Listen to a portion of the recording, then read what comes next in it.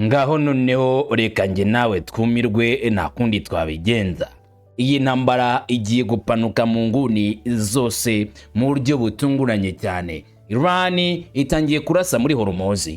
Hormuz yongeye gufungwa na Iran kuri bose bitewe n'agasomborotso ka Leta Zunze za Amerika. Burya koko igihore kigomba gupfa ntacyo wagikorera ngo kidapfa. Donald Trump yabwiwe neza ko kwataka Iran bitazazanira amahoro isi dutuye, abyita imikino, na nyuma ko Hormuz yari imaze gufungurwa hagati karonge karatambitswe ibintu birahagaze. Trump yari yiringiye ibiganiro by'amahoro, Iran byanze ku mugaragaro na byose bashyira hasi rwose agapira bati usibye kuba muri Hormuz tugiye kubaribata nabyigano tugomba kwegerana na Leta Zunze za Amerika. Mwagaragaje ko mutarabizerwa, mwagaragaje ko mutari abantu bazima, mwagaragaje ko mutari abantu twakorana deal. Kubw'ibyo rero nibyo kwivugishwa ngo ibiganiro mwese twebwe namwe ngo tuzaganira mu byibagirwe, ibyo ntibizegera bibaho. Ni Donald Trump mbabwiye amagambo akomeye, ndaje byose tubigarukeho, sibyo gusa ahubwo mu buryo bwatunguye benshi imbaga. Trump ategujwe urugamba rwihariye, Iran ishyiraho ubwato bw'intambara muri Hormuz. Amakuru amwe nge nawe tugiye kusangira nuko ubwato bumwe bwa Iran bwatangiye kurekura cyitwa rufa rw'amasasu, mu byo bavuga ko ari urwagarika bikomeye cyane no gutanga gasopo ku bantu bishingikije kuri Leta Zunze za Amerika. Ushobora gutungurwa cyane cyane ibya biri muri Asazo bwa hagati, ariko ndabikubwira mupango wo guhitana abasirikari ba Leta Zunze za Amerika Iran irakomeje. Kuri iyi nshuro noneho Iran itangaje yuko igiye gukora ibyo benshi batigeze banamenya ko bishoboka, batigeze batekereza ko Iran ishoboye, batigeze banarota mu nzozi zabo ko Iran izabikora. Iran yemeje guhitana abasirikari benshi ba Leta Zunze Ubumwe za Amerika, abasirikari batandukanye, abamarine ndetse n'abasirikari barwanira ku butaka mu gihe cyose babinjiye ku butaka bwa Iran. Ibi ngibi Iran yatangaje, njye nawe turaza kubirebera hamwe muri aka kanya. Hanyuma nunyemerera kana none turaza kurebera hamwe ibyari byo byose byapanzwe muri iyi ntambara. Turaza kurebera hamwe ibiri kuvugwa byose muri no rugamba, uburyo intambara igeze ku rwego rukomeye benshi bakabatunguye nayo, ndetse no ku buryo Leta Zunze za Amerika ubwazo itazizi ko zahura n'igikange gikomeye cyane nk'icyo Leta Iran bashyizeho, uburyo bagiye kubyitwaramo ndetse n'igisubizo cya nyacyo Leta Zunze za Amerika nazo zikwitegura gutanga muri aya matati. Amagambo y'abayobozi batandukanye bo mu gihugu cya Iran nk'itangazo rikomeye cyane ryaturutse kuri IRGC riteguza Donald Trump agahinda gakomeye cyane bitewe no kwibasira amazi ya Hormuz no kurenga ku masezerano bagiranye. Byose n'ahandi hano uraza kubisanga nahanga wahageze neza, wageze ku murongo mugari wawe aho kurikirana amakuru agisohoka ako kanya. Ngewe ndi umuhungu wa Kamanzi w'Uruwande, ngwino tujyane ku musozo nk'ibisanzwe. Mwese mbaye ikaze ngo tujyane ku musozo. Ikaze.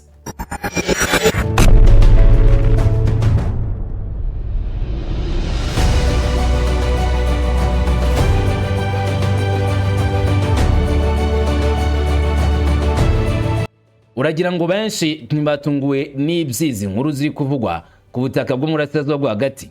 Nta muntu n'umwe wabyibwiraga ko ariko bizagenda. Buri wese yumvaga ko byange bikunde koko hari ikintu gikomeye cyane gishobora kuba mu karere kuri Asazo bwa hagati, ariko bari batangiye abantu benshi kwishimira cyane cyane icyemezo cya Iran cyo kongera gufungura Hormuz. Ni nyuma y'itangazo ry'ijyatangajwe n'umwe mu bayobozi bakuru cyane bo mu gihugu cya Iran, ni Minisitiri w'Ububanyi n'Amahanga wa Iran Abbas Araghchi, wari wavuze neza yuko Iran yemeye ko bagiye kurekura umuhora wa Hormuz ukanyuramo amato yose, ndetse ibyo byanatumye bitanga umusaruro ku isoko mpuzamahanga ry'ibikomoka kuri petrole. Nawe se petrole yari yavuye ku madolari akagungu kamwe ku madolari 100 igera ku madolari 80. Urumva ko byagabanutse ku rwego rudasanzwe, natwe twe tugiye kongera guhendukirwa.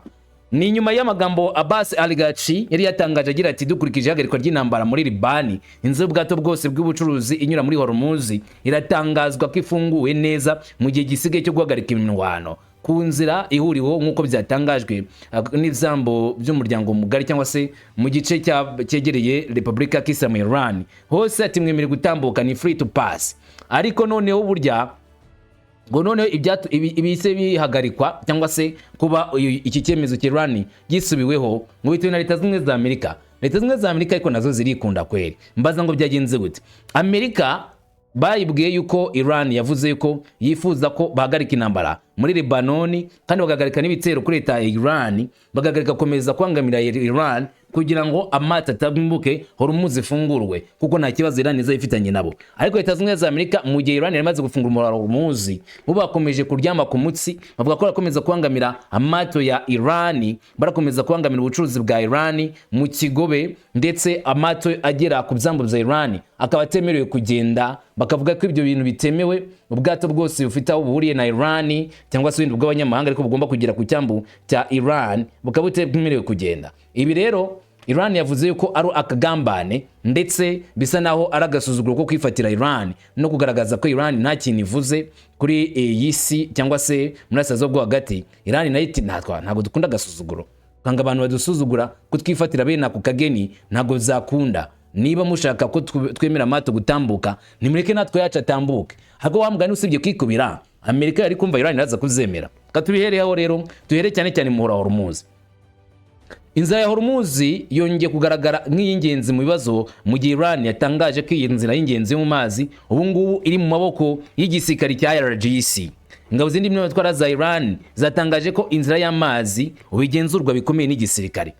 Baburira ko iyi gahunda izakomeza kubaho kugeza igihe cyari cyo cyose bise ibya bya Amerika bifatiwe umuti, kandi ibitero byose ku bwato bifitanye isano n'ibyambo bya Iran bikavanwaho. Masaha make nyuma y'iryo tangazo, amakuru atangaje niyatunguranye cyane. Mbaza ngaye makuru kagira inkuru Mungu wa Kamanzi, nanjye reka nze nyikubarire. Nibyo ari amakuru atangajwe mu muhora wa Hormuz avuga ko Iran nyuma gushyiramo abaparacomandos mu mazi yabo, bagashyiramo abo gukingira amato y'abanyamahanga by'umwihariko y'Abanyamerika n'Abanya-Israel.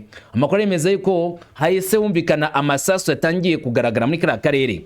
Nk'uko amakuru ajyanye n'umutekano mu mazi yavuzwe na Reuters, nibura amato abiri yageragezaga kwambuka umuhora Hormuz yahuye n'ingabo za Iran zibakumira. Ikigo gishinzwe ubucuruzi bw'amazi mu Bwongereza cyangwa se kizwi nka UKMTO cyavuze ko ubwato hafi ya Hormuz bwatewe n'ubwato bw'imbunda bwa Iran bwatangiye kubarasaho, n'ubwo ubwato bw'ingufu n'abakozi babwo byatangajwe ko batekanye ku rwego rukomeye. Umukuru ariko Komisiyo y'umutekano w'inteko ishinga amategeko ya Iran Ibrahim Razizi mu butumwa bweruye ku mbuga nkoranyambaga yavuze ko iki kibazo kirimo kugaruka uko cyari kimeze, mvuga ngo ibintu gusubira uko byari bimeze mbere.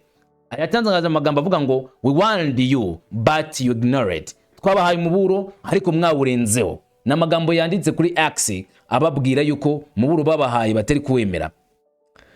Hanyuma igitekerezo cya Tehran cy'uko ifungwa rya Hormuz rigomba kubaho gishingiye cyane ku iteganwa kandi rishobora guhindurwa bitewe n'icyemezo cyagifashwe ku ruhande rw'umwanzi w'Amerika. Ukwiyongera kw'ibikorwa nyuma y'iminsi myinshi y'amakimbirane ku bijyanye no kugira mu mazi, nubwo leta zimwe za Amerika zavuze ku gushyiraho amategeko agenga ingendo zo mu mazi bijyanye na Iran no kubungabunga umutekano mu mazi ahakikije. Iran yakomeje gutanga umuburo ko kubangamira ingamba zabo cyangwa se kubangamira inyungu zabo bizafatirwa ingamba zuzuye. Kugeza Hormuz ntabwo bikiri ikimenyetso gusa cy'amakimbirane, ahubwo ubwayo ni amakimbirane ataziguye, ndetse bigaragaza neza cyane ko intambara ya nyayo ishoboka kugera ku rwego rwo hejuru, kandi bikaba byatera ubwoba ko bishobora kongera gukomera kugira ndetse no ku bindi bikorwa muri rusange nyirizina bishobora gutuma habaho icyo twakita nk'isekezwa cyangwa se igihombo cyuzuye ku bakomeje ibikorwa byabo. Hafi kimwe cya gatanu cy'ibikomoka kuri petroli mu isi kinyuzwa muri amuhora, bigatuma ikibazo ku isi cy'ibiciro bya petroli gikomeza kuba ikibazo, ndetse no kubona ko hari ibintu bidasobanutse neza bishobora guhindura amasoko no guhindura imiterere y'ubwikorezi. Umuhora Hormuz umwe mu mihanda ikomeye cyane ku isi ikoreshwa n'amato menshi, urimo kugaragarwamo nanone ibibazo bya politiki ndetse n'ibibazo by'intambara ari Israel ndetse na Iran. Nk'uko Perezida wa Leta Zunze Ubumwe za Amerika Donald Trump yabivuze, inzira y'amazi yari yongeye gufungurwa, ariko ngo haracyari imbogamizi ku ngabo za Amerika ziri mu mazi zibangamira inyungu za Iran. Aya amagambo Donald Trump yabanje gutangaza mbere avuga ati umuhora Hormuz wongeye gufungurwa, ariko ngongeye gufungura twebwe turacyabangamira inyungu za leta ya Iran mu mazi, turacyabangamira amato ya leta ya Iran mu muhora wa Hormuz ku mata tukamura Hormuz ndetse n'andi yose ajya ku byambu bya Iran mu bice bitandukanye. Ni Donald Trump wabanje kwivuga kuri ayo magambo. Gusa Iran noneho yatangaje icyo yise itegeko rishya ryo mu mazi, nk'uko byatangajwe bwa mbere bikomeye cyane na perezida wa komite ushinzwe umutekano w'inteko ishinga amategeko Ibrahim Azizi. Abagara ibihugu mpuzamahanga ubu ngubu bagomba kumenya ko bagomba koherezwa amategeko ashyizweho na Tehran kugira amato batambuke mu mazi, zanze bakayarasa. N'amagambo yashyize kuri X Ibrahim Azizi, aya magambo ye aragira ati, amagambo adashyiraho rutangira agira ati, aya magambo ye yashyize kuri X yagize ati, ndavuga Azizi, igihe kirageze cyo kubahiriza ubutegetsi bushya bwo mu nyanja y'umuhora Hormuz, Strait of Hormuz. Aya mategeko agenwa na Iran ntabwo agenwa n'inyandiko zo ku mbuga nkoranyambaga. Muri ubu buryo bushya, amato y'ubucuruzi afite uburenganzira bwo kuva muri kara gace abuhawe na IRGC Navy, ingabo za Iran zirwanira mu mazi, niyo yonyine yemerewe kunyura mu nzira zabugenewe nyuma yo kwishyura imisoro isabwa. Niba Amerika igerageje guteza akajagari ku mato ya Iran, iki kibazo gishobora guhinduka byoroshye. Ibi ngibi ni byatangajwe na Azizi asobanura ko niba Amerika ikomeje kubangamira amato ya Iran, nabo nk'abanya-Iran icyo cyemezo bafashe ari ntakumirwa, ari icyemezo kidahagarikwa, ari icyemezo gikomeye kigomba gukomeza kumvwa ndetse no kwakirwa n'ibihugu bitandukanye, kandi amato yabyo yose akwiriye kubaha icyemezo cya Iran. Iran iti twe duciye agasuzuguro, niba mudusuzuguye ubwo mwiyimbire mwe munazi neza niba mushobora kwihanganira ingaruka z'ibyemezo twafata kuri mwebwe, nimba mushobora gufata ibyemezo byo kwirengera icyemezo twaba twafashe ku buryo bukomeye kugira ngo amato yanyu abashe gutambuka, mugomba kutwubaha mukatwumvira. Itegeko ni rya RGC, si iryanyu. RGC nigena ibigomba gukorwa. Azizi yavuze ko muri ubu buryo bushya amato y'ubucuruzi yose yemewe agomba gutambuka arukahabwa uburenganzira n'ingabo za Iran zirwanira mu mazi, kandi bakishyura n'imisoro isabwa n'ubutegetsi bwa RGC cyangwa se bwa Iran. Ikarita ivuguruye iri ku muhora wa Hormuz, agace kagenewe guteza imbere cyane cyane uturutse mu gice cya Hormuz Ghana ndetse mu cyambu cya se mu mazi ya Oman. Amato yagombaga kwerekeza mu cya cyerekezo yagiye, ariko kuri ubu ngubu ntabwo ari kubona uburyo bwo gutambuka neza. Azizi yongeyeho ko inzira yose ikomeje kuba igomba kubahirizwa, ariko hakurikije ibyo Iran yemeje cyangwa se ibyo Iran isaba. Ubwizo aricyo kintu cy'ingenzi, kubahiriza ibyagenwe. Yakomeje amenyesha ko niba Leta zimwe za Amerika zibangamiye amato y'ubucuruzi y'igihugu cya Iran nayo yiteguye kubangamira amato y'ubucuruzi cyangwa se ibikorwa byose by'ubucuruzi muri kara karere. Ingabo zirwanira mu mazi za RGC zemeza ko iri tegeko rishya rigiye gushyirwa mu bikorwa, zivuga ko amato ya gisivile agomba gukurikiza inzira zagenwe na Iran, mu gihe amato ya gisirikari abujijwe cyane kuhanyura. Abayobozi bavuga ko iyi mpinduka ije nyuma y'ihagarikwa ry'imirwano yari itoroshye riko muri Liban. Hagati aho minisiteri y'ingabo ya Iran nayo yagize ikivuga kuri kino kibazo. Umuvugizi w'ingabo Brigadier General Abbas Talaki avuga ko iki cyambu gikomeje gufunguka gusa mu gihe hashyizweho gahunda yo guhagarika intambara. Amato ya gisirikari afite isano n'ingabo z'abanzi ngabujwe kwinjira muri uyu muhora ku bw'itegeko rikomeye rya Iran. Iran iburira ko niba igitutu kuri Liban gikomeje, nanone imiterere yo mu nyanja ishobora kongera guhinduka ikajyana none mu mpaka. Muhora wa Hormuz, ikigo cy'ubuzima ku kigobe cya mbere cy'ubucuruzi bwa petroli ku isi, ugafungwa noneho burundu. Kuri uyu munsi sangawe ufunze, ariko urafunguye ku muntu wese wemeye gukurikiza amategeko ya RGC agatanga n'umusoro. Nubwo mbere bari bavuze ko umusoro wavanyeho nyine kubwo kwemeza gufungura for free ku mato yose. Amerika yabangamira amato ya Iran nayo iti none twakunda se? Ntabwo twakunda ko mutubangamira ngo mwempfe gutambuka gutyo gusa mu gihe twebwe tutari gucuruza ku ruhando mpuzamahanga.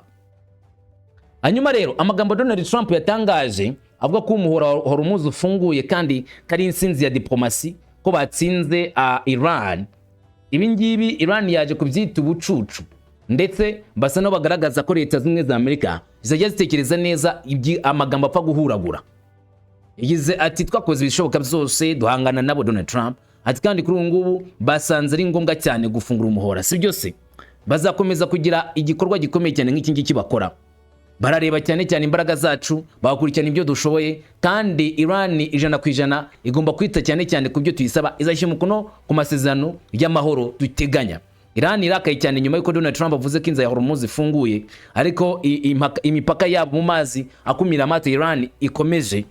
Mu gusubiza bikomeye, Perezida w'Inteko Ishinga Amategeko ya Iran akanumuvugizi mukuru w'inama Mohammad Bagher Ghalibaf yateye ubwoba ko araza gufunguriza y'amazi ikomeye inyura hafi 20% by'ikomoka kuri petrol, kandi nawe uzongera kumubwira ngo pfa gufungura inzira. Wibuke ko uyu mugabo niyo yagiye mu biganiro i Islamabad. Mu nyandiko yashyize kuri X, Ghalibaf yategetse Trump kuvuga amagambo yabanje kubara neza, kandi amubwira yuko ibi bikorwa arimo kwivugishwa ngo bagezeho atazi bizabyo. Ndetse avuga yuko ibitekerezo nk'ibi ngibi akenshi nta kintu na kimwe kiba kirimo kizima. Ghalibaf mu itangazo rikomeye yagize ati abura Donald Trump naho yahise ashyira hanze ingingo zigomba kwitabwaho cyane cyane muri kino gihe cy'amakimbirane, avuga yuko Iran ikwiriye kubahwa ku ngingo runaka kandi zose zikumbwa. Ghalibaf mu muburo ukomeye cyane yatanze nyuma y'itangazo ry'abasohowe na bwana Abbas Araghchi afungura Hormuz, Ghalibaf we yaje ayidanangira ndetse anabwira Donald Trump guhagarika ibitekerezo by'ubusazi. Bwana Mohammad Bagher Ghalibaf ati Perezida wa Zimwe za Amerika yavuze ibirego 7 mu isaha imwe, byose 7 bikaba ari ibinyoma. Ntabwo batsinze intambara, bakoresheje ibyo binyoma ahubwo, kandi nta na hamwe bazigira bagera mu biganiro. Ati mu gihe inzitizi zikomeje, inzira ya Hormuz ntizakomeza kuba ifunguye. Kunyura mu nzira ya Hormuz bizakorwa hashingiwe ku nzira zagenwe kandi hashingiwe ku burenganzira bahabwa na Iran. Ghalibaf mu magambo ye arongera ati niba inzira ifunguye cyangwa se ifunze kandi amabwiriza yigenga azagenwa n'urwego, ntabwo bizagenwa n'imbuga nkoranyambaga adurira Donald Trump ukomeje kwivugishwa kuri réseaux sociaux. Ati intambara y'itangazamakuru no gushushanya ibitekerezo bya rubanda ni igice cy'ingenzi cy'intambara, kandi igihugu cya Iran ntabwo kigerwaho n'aya mayeri. Ghalibaf avuga ko ibitekerezo bya Donald Trump byo kuri izi mbuga nkoranyambaga ntacyo bihindura ku mitekerereze ya Iran, kuko Iran ibona ibintu ntawe uzigera bihindura, ahubwo Leta Zimwe za Amerika ziba ziri kwisuzuguza ku rwego rudasanzwe, zigaragaza yuko zitazi ibyo zirimo. Muri make bagaragaza ko Iran yarangije kubatera ubwoba, cyangwa se bikagaragaza cyane cyane intsinzi ya Iran. Kuri Iran ibi nabyo byita gutsinda. Nimba Trump akomeje kuvuga amagambo adafite umutwe n'ikibuno kuri leta ya Iran yo yashyize mu bikorwa ibyo yakoze, ngo bigaragaza neza cyane uburyo Iran yo ibiri gutsinda mu ntambara, kandi Iran ngo nta muntu ukwiriye kuyihabya cyangwa se kwitera ubwoba kuri iki cyangwa se kiri, keretse gusa umuntu yirengagije gukomera kwa Iran ndetse n'imbaraga za Iran.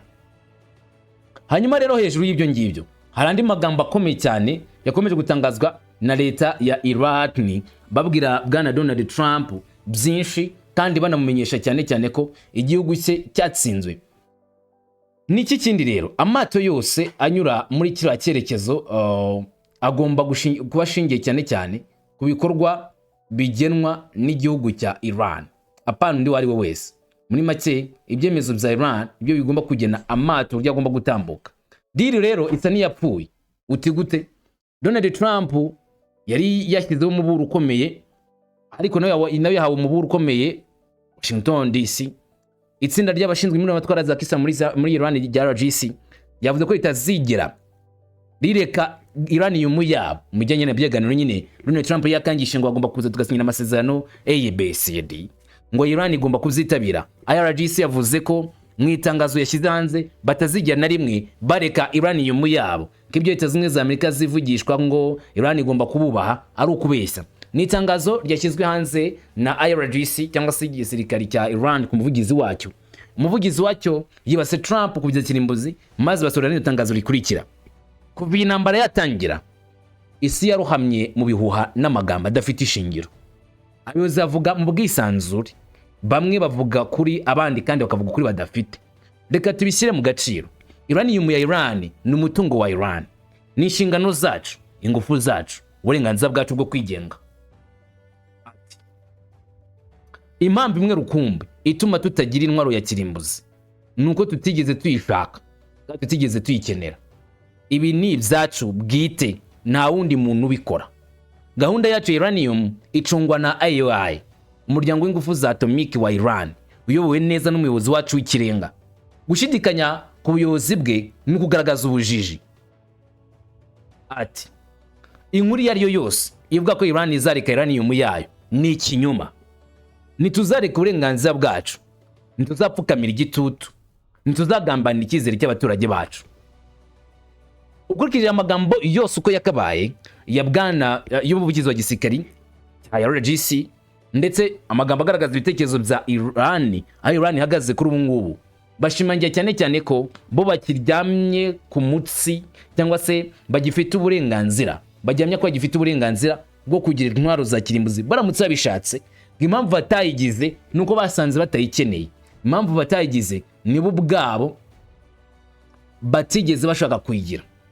Kandi impamvu batagize intwaro ya kirimbuzi si igitutu cya Leta Zimwe za Amerika, wo kuri b'igitutu ni gikora. Kuri bo ntabwo baterwa ubwoba n'amagambo y'umuntu umwe cyangwa sundi, aho bo byo bashatse nibyo bakora. Kubwizo rero kuvuga ngo Leta Zimwe za Amerika zirimo gusaba Iran ngireke intwaro za ireke ingufu zabo za uranium babitse ibiro hafi 450 ngo bihereze Leta Zimwe za Amerika kugira ngo amahoro akunda hinde. Iran ibwa Leta Zimwe za Amerika yuko ibyo bitekerezo bagomba kuziganiriza, bitazigera bikunda ko iyo uranium bayireka bayivaho. Izo ngufu za uranium ari izabo kandi zakomeza gucungwa nabo ubwabo, kuko n'umutungo wabo, nkuko bwana Ezrafagal, umuvugizi w'igisirikari cya Iran, yongeye kubisubiramo mu itangazo abivuga ati umuntu ushidikanya ku bushobozi bwacu ni injiji. Ni itangazo rikomeye cyane ryasomye inshuro nyinshi mu itangazamakuru y'uburengerazuba bw'isi bakurikiza aya magambo. Nawe uyumvishe kandi na magambo akomeye cyane, unayibona imbere yawe ukayasoma, ukongera ugahagarika ukayasoma, wasanga Iran yaciye akarongo gatukura. Ikibazo nkubaza ni kimwe gusa, ubu aya magambo Iran yavuze agaragaje uruhande bagaze ku bijyanye n'intwaro za kirimbuzi, kuvuga ko igihe cyose bashakiye basanze bakeneye intwaro ya kirimbuzi bahita bayikora byako kanya. Ese bahenuriye Donald Trump wibwiraga yuko koko akeneye intwaro za akeneye imbaraga za uranium za Iran ngo nyuze mu biganiro, basa namubwira yuko ibyo biganiro nta kintu na kimwe zigira bigeraho. Uravuze ngo nanjye nti, ariko ikibazo kiba kimwe gusa, iyi namba ubona Leta Zimwe za Amerika zidemera kuyirangiza batayihereje umutungo bashatse ku gitugu, cyangwa bazakora intambara yo ku butaka bajye gufata muri Iran. Mbwira ko uzumva muri comment. Nanjye nti komeza kugubwa neza, imigisha muri n'amahirwe yiwe kuri wowe. Shalom, n'umugwa kamanzi bo Rwanda, mwifuriza imigisha, amahoro kuri wowe.